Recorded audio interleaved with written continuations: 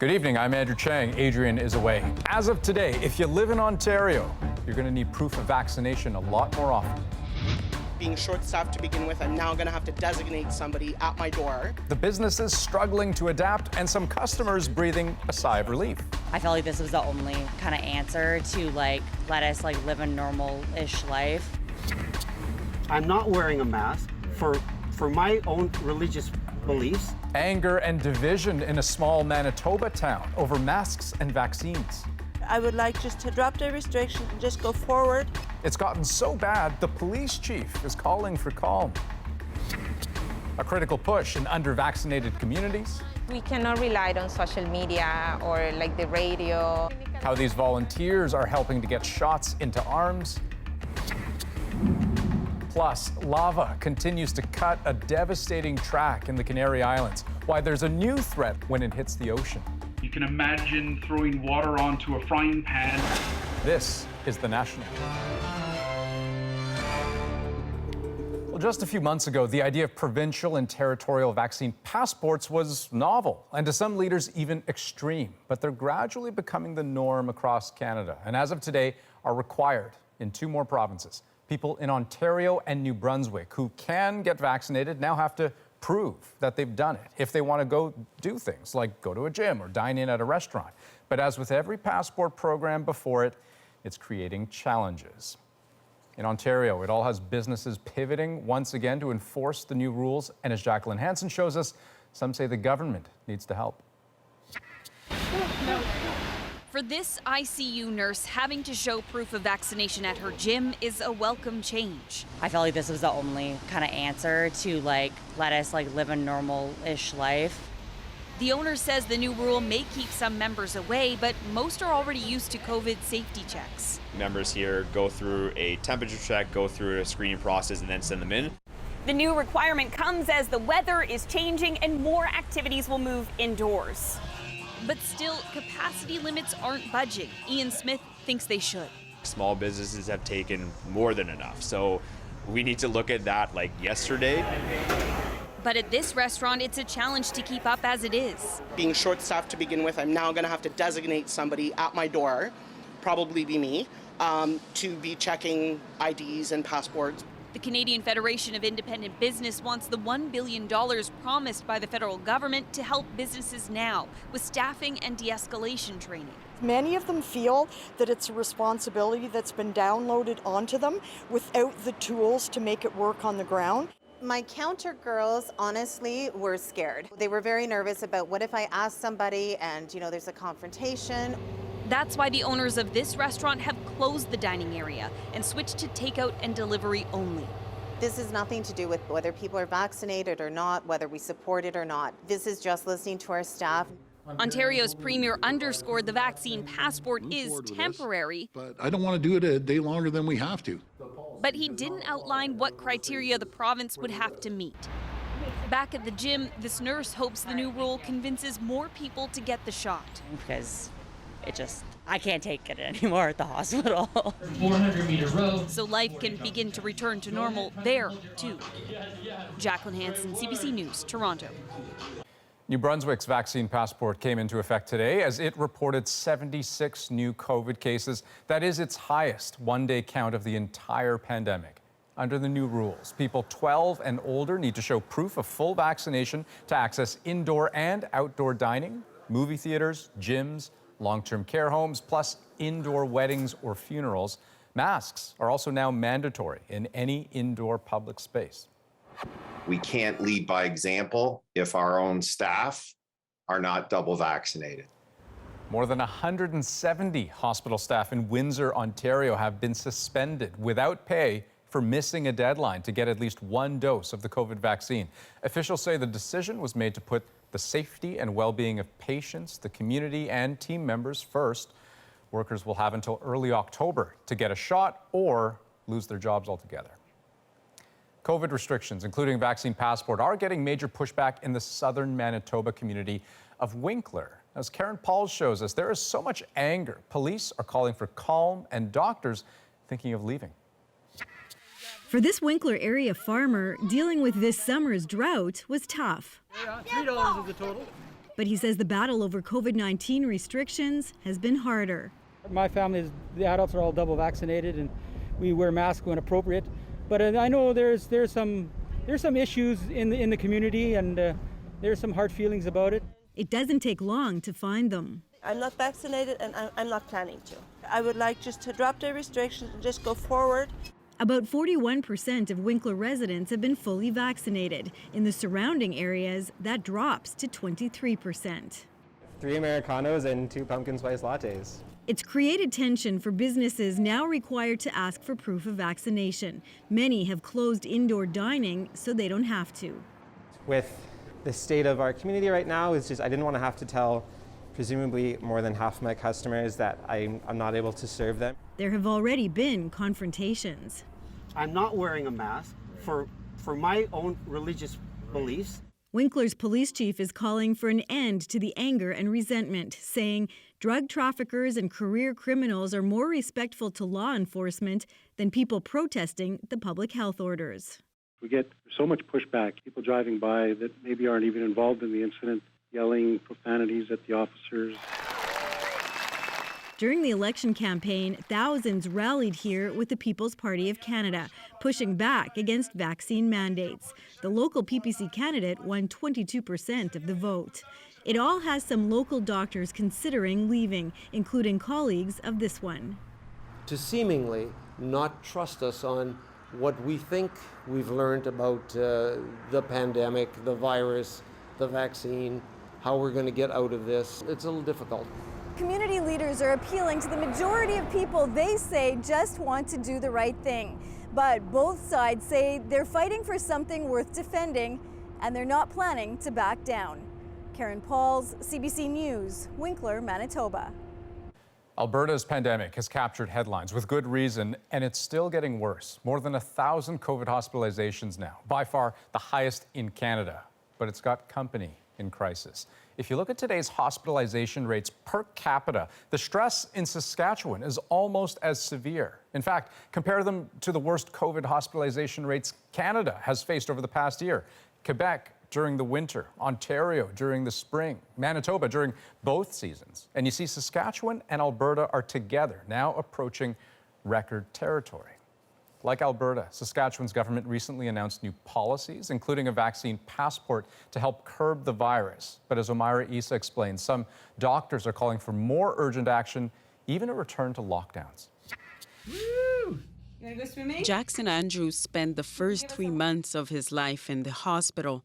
Diagnosed with the George syndrome, a genetic disorder, he's been in and out since. So it's caused a bunch of issues in his throat, mouth, swallowing issues, and currently he doesn't speak. Doctors say Jackson needs an operation, but after waiting a year, they've just had to cancel it. Jackson isn't the only one who will have to wait. Saskatchewan continues to see record numbers of cases of COVID-19. ICUs are overflowing with COVID patients. Surgeries are being canceled across the province. Now, adult COVID-19 patients are being transferred to the province's only pediatric intensive care unit. The premier said new measures announced last week, including a vaccine passport, a mask mandate, and an effort to expand ICU capacity, will help. Frankly, that Saskatchewan residents have a right to be able to access cancer surgeries, heart attacks, things that cannot wait, things that need to be dealt with. This infectious disease specialist isn't convinced. This particular point in time, with our curve continuing to rise quite dramatically, I just don't have confidence that, what was done last week is going to be enough. Dr. Alex Vuong and others are now calling for a lockdown. Jessie Andrews says her son can't wait any longer. Oh, sorry. The biggest thing for us is his quality of life. Either way, if this surgery was going to help him speak or communicate better. Okay, so Omaira, where does this leave Jackson and his parents? Well, they don't know when they'll be able to reschedule their son's surgery. And that uncertainty, Andrew, is very painful for them. But it's also a pain that's shared by so many people right here in Saskatchewan, particularly healthcare workers. The Saskatchewan Union of Nurses said today that nurses are completely overwhelmed and they're very worried about their patients' future, the ones with COVID-19 and the ones without it. Okay. Omaira Issa, thank you so much. You're welcome. Now, the COVID crisis has had political consequences for Alberta's Premier, Jason Kenney. Tonight, we've learned he will face a leadership review. Kenney's United Conservative Party will hold a general meeting and a vote on his leadership next spring. That's months earlier than planned. A letter announcing the move cited anger and frustration from party members over his management of the pandemic. Well, in the United States, President Biden has pledged to nearly double his country's global donation of COVID-19 vaccines. To beat the pandemic here, we need to beat it everywhere. And I'm keeping the promise that America will become the arsenal of vaccines. The United States is buying another 500 million doses of Pfizer to donate to low and middle-income countries around the world. The additional doses brings the total planned U.S. donations to $1.1 billion. Biden made the announcement during a virtual COVID summit with other world leaders, which included Prime Minister Justin Trudeau. It comes amid growing criticism of richer countries and the fact that many of them are planning to run booster shot campaigns before much of the world has even received their first doses. Okay, now to the election here in Canada. The CBC News Decision Desk is confirming more election results tonight after the vote counts on Monday night left 18 ridings too close to call. Kevin Vuong has won the Toronto riding of Spadina-Fort York. He ran as a Liberal, but the party cut ties with him just days before the election after news broke that he had failed to disclose to the Liberal Party that he had been charged with sexual assault in 2019. That was a charge that was later dropped. Vuong said today he intends to keep his seat as an independent. We also now know who's going to win the race in Fredericton. Jenica Atwin of the Liberals coming out on top. She's the former Green MP who defected to the government side this June. And Randy Boissonnault, one of two Liberal breakthroughs in Alberta, also officially claimed victory today when his Conservative opponent conceded. Now, there are some undecided races around Vancouver as well, but even before the dust settles, one trend is pretty clear. The Liberals made inroads there by driving out Conservatives. Renee Filipponi shows us why it happened and whether it could last. Nice to meet you. So now what? Parm Baines is meeting with some of the voters who helped him take the riding of Steveston-Richmond East away from the Conservatives. Susan Barclay voted Liberal, even though she was upset to be voting at all. I voted strategically because I didn't necessarily want a change of government at this point when we have so many issues to deal with. Baines is one of a handful of Liberals to flip Conservative seats in Metro Vancouver. We're really grateful for the team that came out, knocked on every door in the riding, and we got great support from the leader, Prime Minister, came here 2 times. Welcome to Steveston. The Liberals targeted these Conservative ridings with multiple visits and progressive policies. So we knew that if we talked about climate change and the serious plan that we had, as well as protecting people when it came to fighting against the pandemic, we were going to be successful here. But experts say there is more to it than just strategy. Demographics are at play as younger families and educated professionals move to suburban ridings. People are more affluent, and along with that often goes the kind of values that are more to the center left, and that Liberals can pick up in those places. And for this demographic, housing affordability is key. Well, so many great candidates. Conservative insiders say Aaron O'Toole missed the mark on it. There is also belief his tough stance on China may have cost votes in Richmond, where a vast majority of the residents are of Chinese descent. It's very difficult to be seen to be anti-China without being anti-Chinese for a lot of people in that community. It's unclear if this increase in Liberal seats will lead to more sway for BC issues in Ottawa. There will be a better sense of that once Trudeau announces his new cabinet. Renee Filipponi, CBC News, Vancouver. An Ottawa bus driver involved in a fatal 2019 crash has been found not guilty of all 38 dangerous driving charges she faced.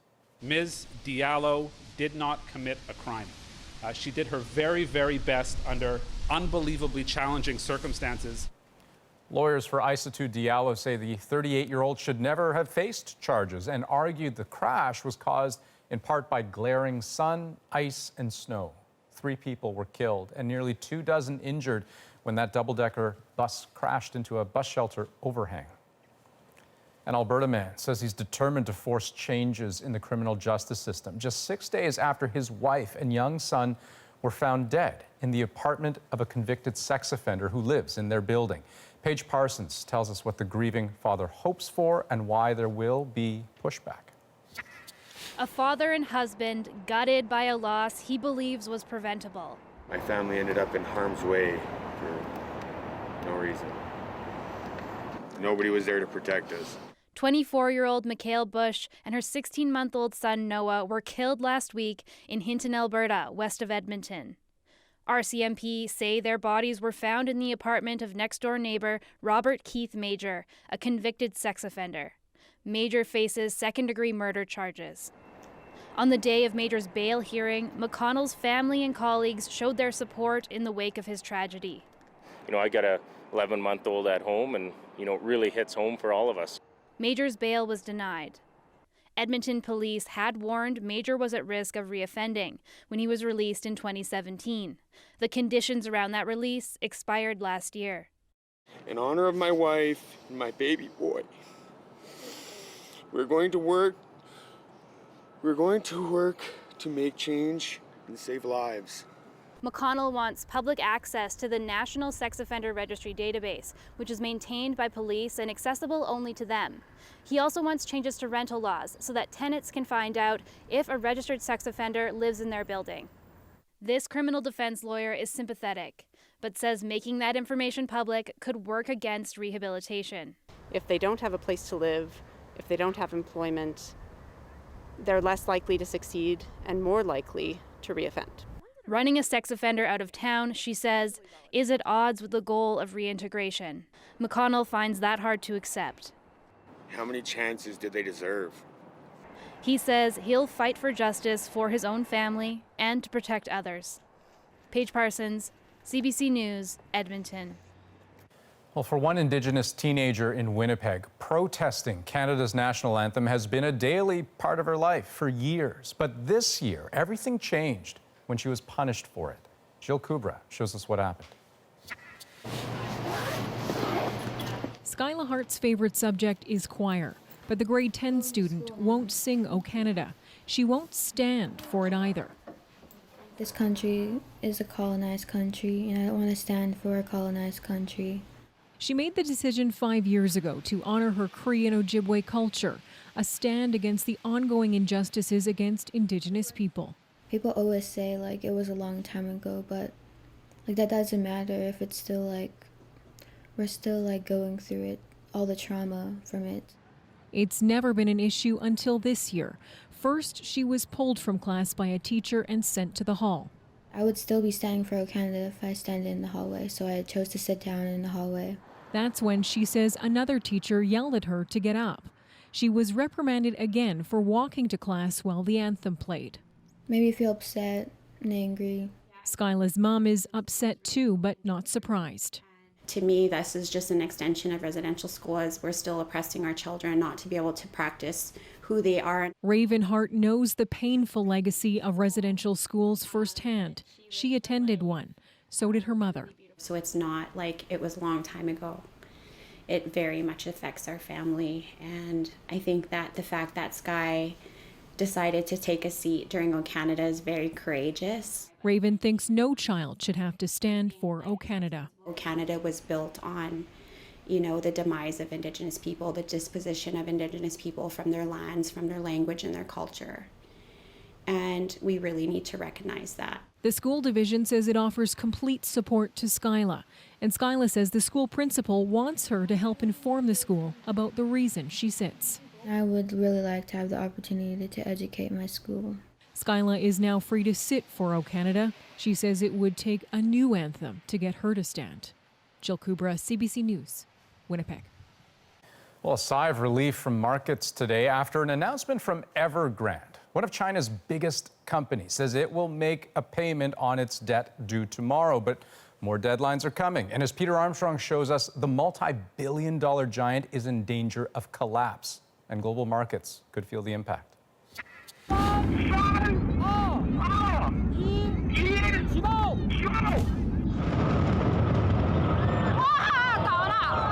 It's hard to find a more perfect metaphor for China's real estate market. The market's so oversupplied, it's easier to demolish stalled developments like this than to figure out what to do with them. After a decades-long construction boom, one estimate suggests there are enough unsold properties in China to house 90 million people. It is certainly a source for concern. If real estate in general is cause for concern, the enormous developer Evergrande may be the trigger. The sprawling company has built thousands of buildings. It owns a soccer club, a water company, even a cosmetics company. It also owes at least $300 billion, and if it can't pay its debts, many fear such a huge company will drag others down with it. The worst case scenario, of course, nobody probably want to see that because it will have ripple effect around the globe, is for the company to default, to essentially just go bankrupt. Employees and investors have taken to the streets demanding their money back. The very idea that Evergrande is in trouble wreaked havoc on markets. I don't think you're going to see a complete meltdown. You're certainly going to see a correction in nervous global stock markets, which frankly, we're already nervous because of Delta. So all eyes are on Evergrande and its latest debt payment it may not be able to cover. There's speculation the Chinese government may step in to help, but it hasn't yet. The government wants to teach a lesson. The question now is how far Beijing is willing to go. The risk here isn't just one company. The risk is that real estate, one of the biggest drivers of China's economic growth, has run out of steam, and that Evergrande is just the beginning of a deeper, more profound crisis. Peter Armstrong, CBC News, Toronto. Well, a volcano erupting on a Spanish island has already destroyed hundreds of homes and sent thousands fleeing. But there is growing concern about what happens next. You can imagine throwing water onto a frying pan, the water just flashes to steam. Why experts are warning more dangers could lie ahead. Plus, a critical stretch in the race to immunize Canadians. You have to be persistent and say, okay, what are your questions? Coming up, how a targeted approach is taking it one strategic shot at a time. And a pandemic reunion and the dance lesson that caught these lifelong friends by surprise. We're back in 2.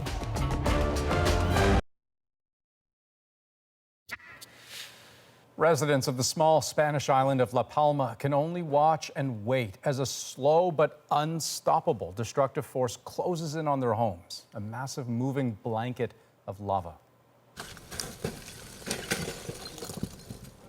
At least 150 homes effectively destroyed as the lava continues its relentless downhill crawl towards the Atlantic Ocean. Thousands have been forced to flee, and officials have issued a pretty blunt warning. Stay away. Now, for those forced to get out of the path of the lava and ash, the loss is devastating. But as Chris Brown tells us, there's more danger to come. On the island of La Palma, rivers of molten rock are swallowing up people's lives and homes. The Cumbre Vieja volcano began erupting over the weekend, sending slow-moving tendrils of lava through communities, incinerating everything they touched. Today, those eruptions took a more violent turn, with smaller but more intense explosions. I feel like crying. Families have lost everything. There's a pain in my stomach I can't explain, said this distraught jewelry shop owner. Clouds of searing ash, molten debris, and the lava too, of course, are all dangers, but scientists are also on alert for dangerous gases, such as carbon dioxide. For now, the worst of the sulfur and CO2 remains near the crater's summit, 3,000 meters up, said the emergency response director. But what if all that lava reaches the ocean, as could happen within days or even hours, depending on its speed? It took out the swimming pool the other day, vaporizing the water inside instantly. You can imagine throwing water onto a frying pan, the water just flashes to steam. And so this is what happens when lavas, which are at in this case probably 900 to 1,000 degrees Celsius, enter the ocean, it flashes that water, that ocean water, to steam, and it creates what's called volcanic fog. That would become yet another toxic danger for those on the island. As soon as you evaporate seawater, it's very chlorine rich, that's why it's very salty. And all that going into the atmosphere produces hydrogen chloride, HCl, which is a strong acid. 6,000 of La Palma's 80,000 residents are already out of their homes and may not go back for a long time. Chris Brown, CBC News, Glasgow. Okay, so that's the situation on the ground, but what happens next? Well, CBC News meteorologist Johanna Wagstaff is here with a look at some possible outcomes. So, Jo, where could things go?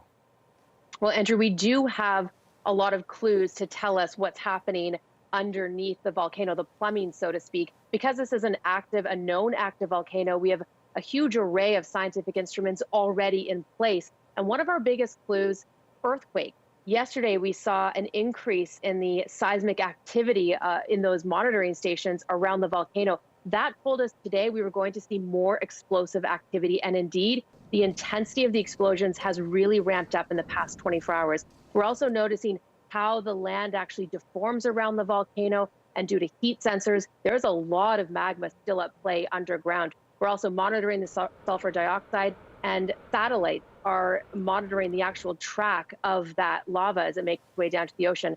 So, Andrew, all of these tools telling us this volcano is not stopping anytime soon. And can I ask you just on that last point there? I mean, we heard a moment ago Chris mentioned this fear, right, of what happens when the lava does meet the sea. So, you know, do we have any sense of when that might happen?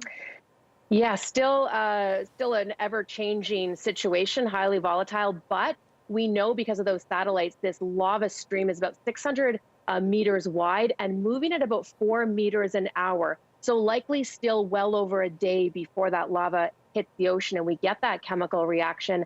But scientists are surprised with how much magma this volcano is producing, much more than previous eruptions. At least we know that we will get a couple hours notice at the very minimum before it hits the water. Okay, Johanna Wagstaff, thank you so much.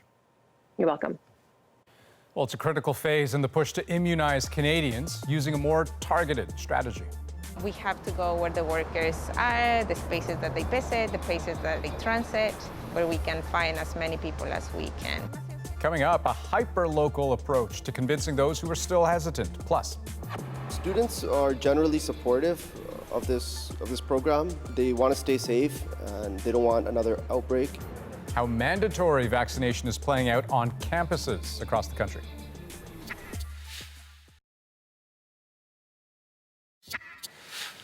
Welcome back. After a sprint to vaccinate as many people as possible, Toronto's vaccination campaign has now slowed to a crawl. Getting shots in the arms of those who are still reluctant is crucial, but the strategy has shifted. Joanna Remiliotis looks at how the vaccine push in Canada's largest city is zeroing in on the hesitant. It's 5:30 a.m. Okay, I think we should put one here. and this pre-dawn blitz at a Toronto subway station is targeting Latino workers. Sebastian Mendoza Price and Fernanda Yanchapachi put up posters to promote an upcoming vaccine clinic. In the race to vaccinate, this is the final grueling stretch. And Fernanda says it's all about finding the final holdouts. Why is it important for you to come here? We cannot rely on social media or the radio. We have to go where the workers are, the spaces that they visit, the places that they transit, where we can find as many people as we can. Información sobre una clínica de vacunación. The strategy is hyper-local, hyper-focused. Información sobre una clínica de But it's part of the vacunación. bigger Buenos días. goal to get 90% of eligible residents in Canada's largest city double vaxxed. Hola, buenos días. Tenemos una clínica de And that vacunación. means Comparte breaking con tus down amigos. any barriers that still remain. Hola, buenos días. Being out there before 7 a.m. is really important to establish a relationship of trust. And then speaking to folks in their language, that kind of also allows them to maybe ask some questions, which I think helps build community support and trust. Building trust in communities with lagging vaccine rates is key. About 340,000 people in Toronto don't have both shots.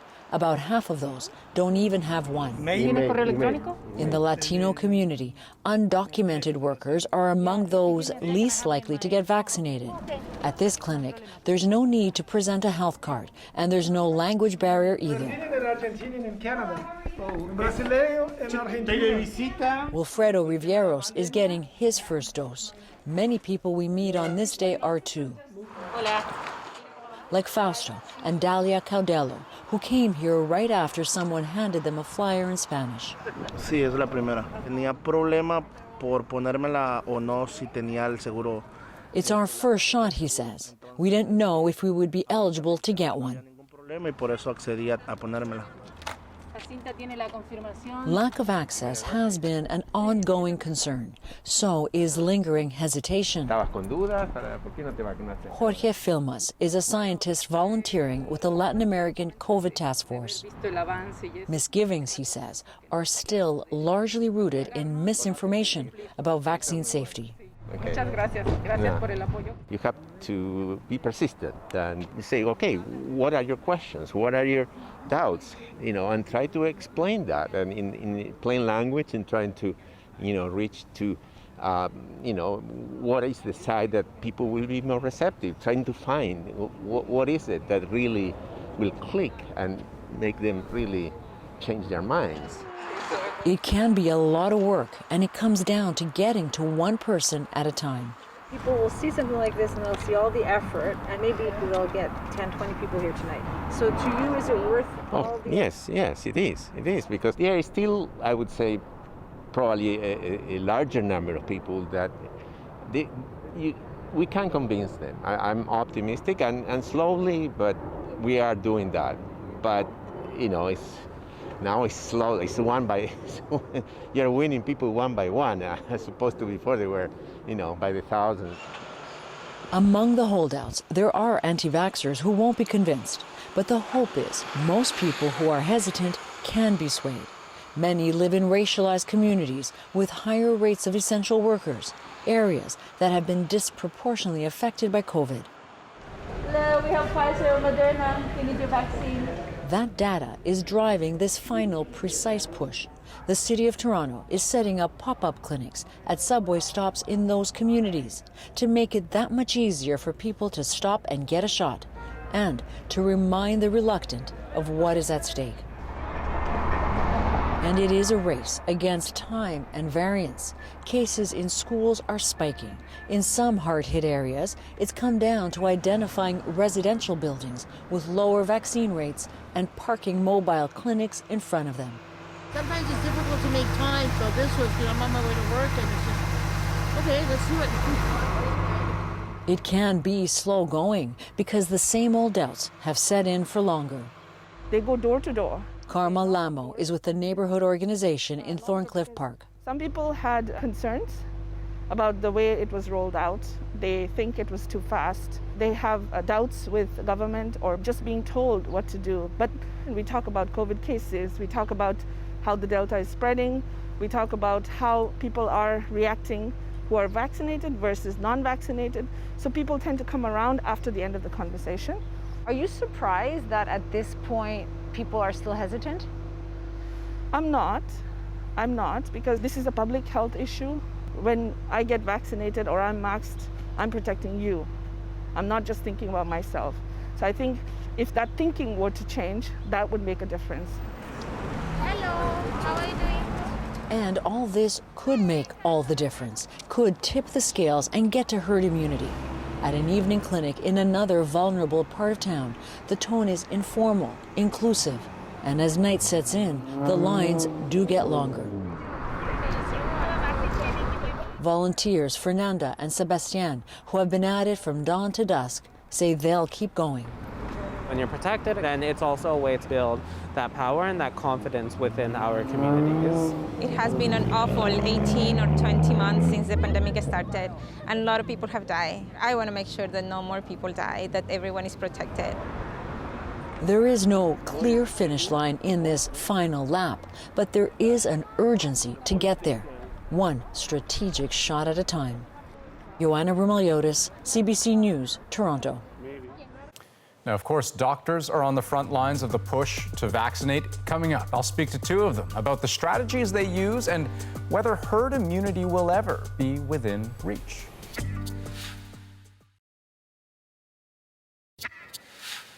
Welcome back. It has been 9 months since Canada began its nationwide COVID-19 vaccination program. Since then, more than 79% of those eligible have received 2 doses, which is pretty high compared to most other countries. But as doctors have warned, and as we've seen from the latest wave of infections, it's certainly not enough to end the pandemic. So let's try to understand a bit more the cause, the stakes, and the solution to the problem with 2 doctors joining us right now. We've got Dr. Warda Iqbal, a family doctor who also spends time in the community providing information, help, and guidance to those who have yet to get the vaccine. We also have infectious diseases specialist, Dr. Suman Chakrabarty, joining us. Hello to both of you. So, we saw in Joanna's reporting a whole variety of perfectly understandable reasons why people might opt not to get the vaccine. But I'd like to hear from both of you. What have you learned from your conversations with those people? Dr. Iqbal, maybe I'll start with you. Sure. Hi, Andrew. Thank you for having me here today. So I guess the first thing is I don't really like to use the term vaccine hesitation as much as I like to talk about instilling confidence when it comes to these vaccines. What I've been finding, especially through my work in the community, is that there are a number of reasons that people might not have this confidence. And 2 of the things that I've been seeing a lot, especially in the last couple of months, are number 1, might be mistrust, which comes from experiences that people have with the healthcare system, whether that's here in Canada or maybe it's back home with that healthcare system.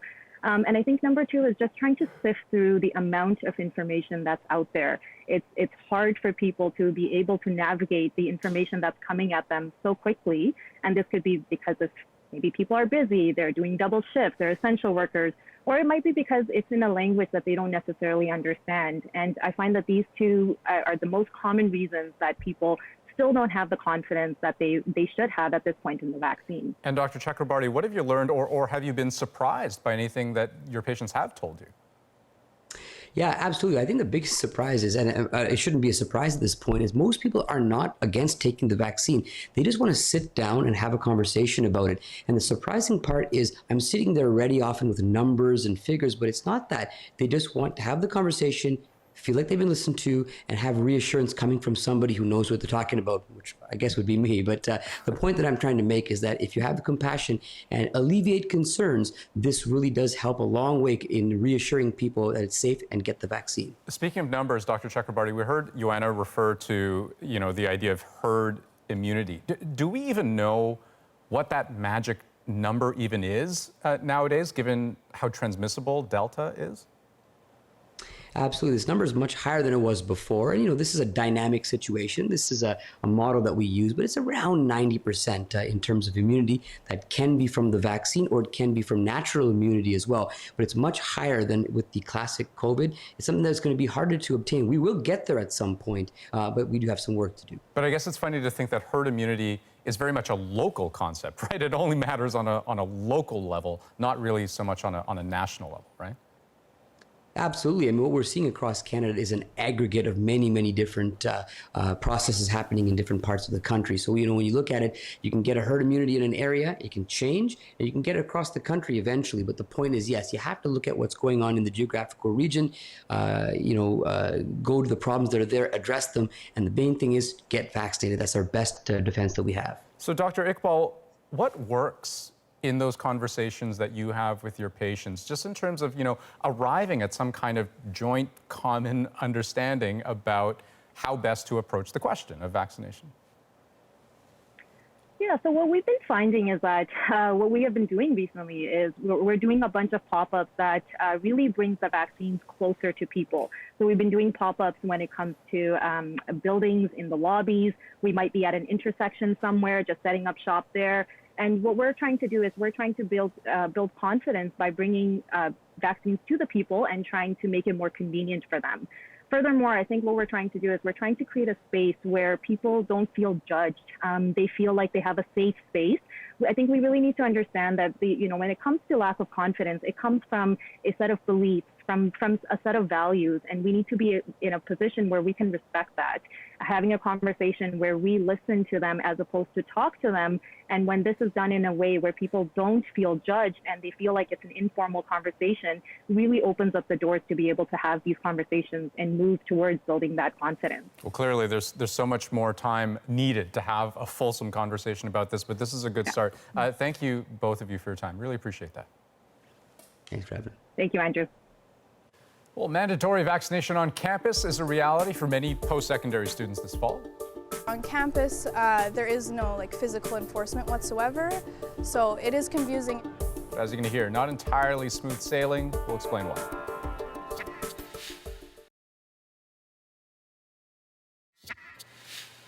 Welcome back. Lots of post-secondary students across the country are physically back in class, and in some cases, showing proof of vaccination has become part of normal campus life. But as Deanna Sumanak-Johnson shows us, despite pledges by schools to make campuses safe, some students say they don't feel they're being protected.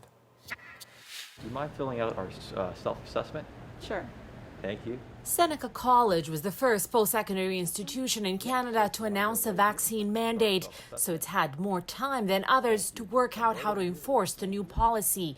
Before I come to campus, I typically do it while I'm in my car. I fill out the self-assessment.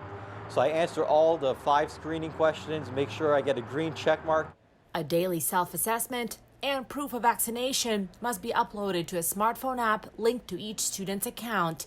These scanning stations are posted at entrances of different campus buildings, with a security guard keeping close watch. All you have to do is scan it and you'll be granted access to campus. I'm good to go to campus. Good to go. Let's Okay, go. Excellent. A similar system exists at the University of Winnipeg, where fully vaccinated students get a green sticker on their student card. Students are generally supportive of this program.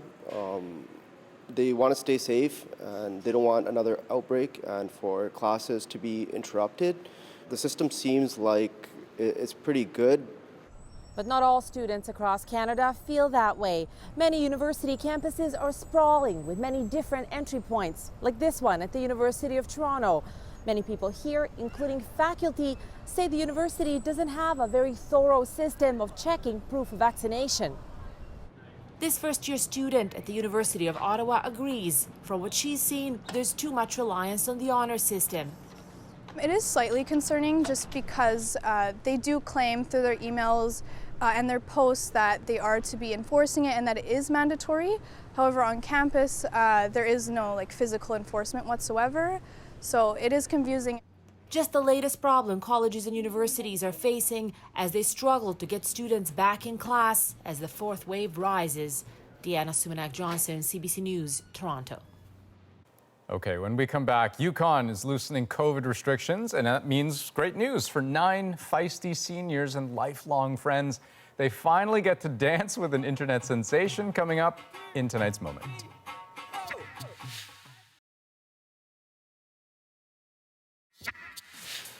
Well, the pandemic has certainly canceled or delayed meaningful get-togethers for so many Canadians. But for one group of seniors, the loosening of restrictions means a little more than finally catching up. All originally from Saskatchewan, they've scattered across the country over the years, but one of the gang, now living in Yukon, has brought the girls back together, and it's our moment. About a year ago with COVID, I sent one of his video links to all 8 of them, just for their, interest, and they loved him. Jan Clippert and her friends are huge fans of Gurdeep Pandher, Bhangra dancer and viral internet sensation of the Yukon. So I thought part of their trip to Whitehorse, I would surprise them with a visit to Gurdeep. And that's exactly what they did. He said, the 9 of us need to get together for a birthday party. So we contacted the other 7 girls and they said, yep, we're for it. And they all came back to Yorkton and I hosted the first party. And from there, we decided we had to do it every 2 years. It was such a sweet moment. It was a very touching moment for me. I loved the whole experience. We did Bhangra session and they did great. It was great. It was like no time at all had passed. We just picked up where we left off. So speaking of time passing, I love the backstory here. They're all graduates of the class of 69, I believe it was. They got together for a reunion, many moons later, decided they just had to keep doing it over and over again. Every other September, they try to meet. And yeah, I'm no Bhangra expert, but looks like they did pretty well. That's the National for the September 22nd. Have a great night.